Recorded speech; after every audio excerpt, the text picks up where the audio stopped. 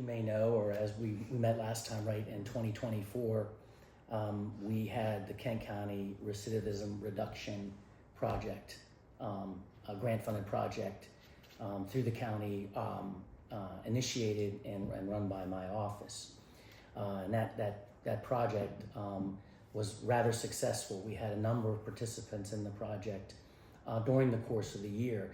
Unfortunately, when it came to requesting another year's worth of grant funds, we weren't successful.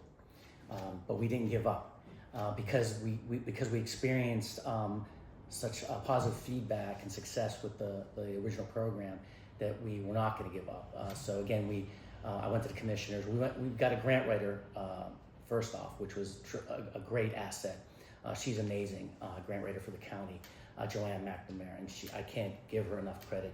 And she helped put together a grant package for us to apply again, and it got approved, and with the commissioner's support, and we were able to restart the recidivism project, which is now a program, and it's called TRACK, Tackling Recidivism with Alternatives, Connections, and Knowledge. It's a holistic approach like the first time. We took all the good and all the things we learned from the first time that worked and the things that really didn't, so we fine-tuned the approach.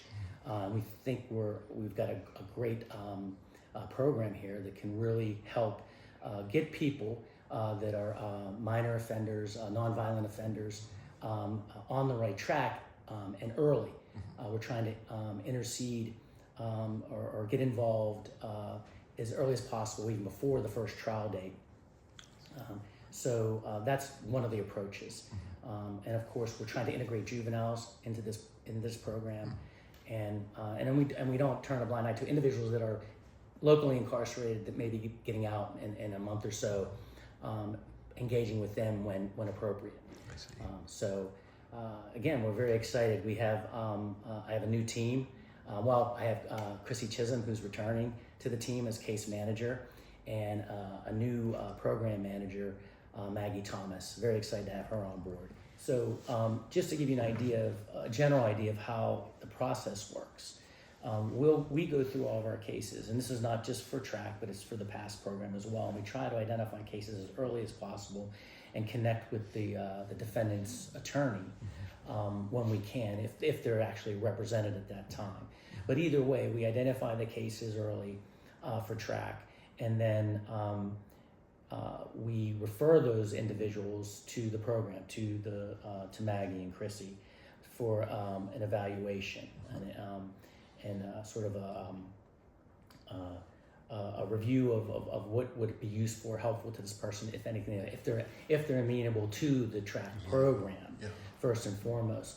So once that's done, we come up with an agreement, and if the person agrees to the conditions of the TRACK program, what happens is then for that time while they're in the program, they avoid being prosecuted, and if they successfully, and they will continue to avoid being prosecuted if they successfully complete the program. If they do not successfully complete, or if they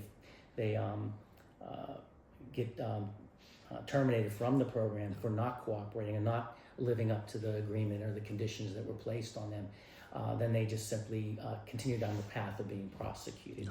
So that's generally how it works, and we're focused on this early intervention and that type of diversion approach, because that's also part of trying to reduce recidivism, because we're identifying folks, again, nonviolent, during misdemeanor offenses, and folks too that we kind of have seen before. There's a little bit of a history, and we see a pattern developing too. Not to say that this program wouldn't assist someone who wants the assistance and we believe is amenable to the program, that's coming out of jail, but that's a whole different approach, and we're not. So it's available, but our focus is on early intervention and more of a diversionary approach. People tend to think of it as they want to find everyone guilty and send them away because they're the convictor. But he really brings a human aspect to it, to the program. So he really understands that people who are involved with these cases do tend to get caught up. And once you get charged with something, it's very difficult to not get charged with something else if you don't have someone else helping you navigate the system and saying, hang on everybody, let's take a pause for a minute and he or she is working with our program, this is what we're doing, so we're just going to kind of give them a minute, help get the ducks in a row, and then have them have a plan to move forward so that it doesn't happen again. So Brian is right now referring cases to us. We're doing things a little differently than we did last time. Where before, Chrissy and Hope were in the, there was a lot of knowledge that was gained in that first year of sort of what people needed and what services were needed.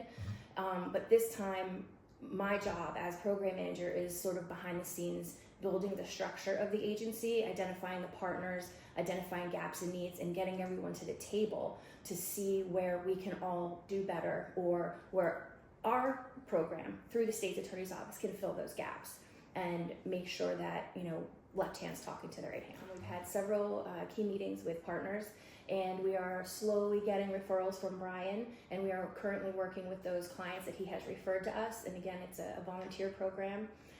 On their part, they can choose to participate in it or not.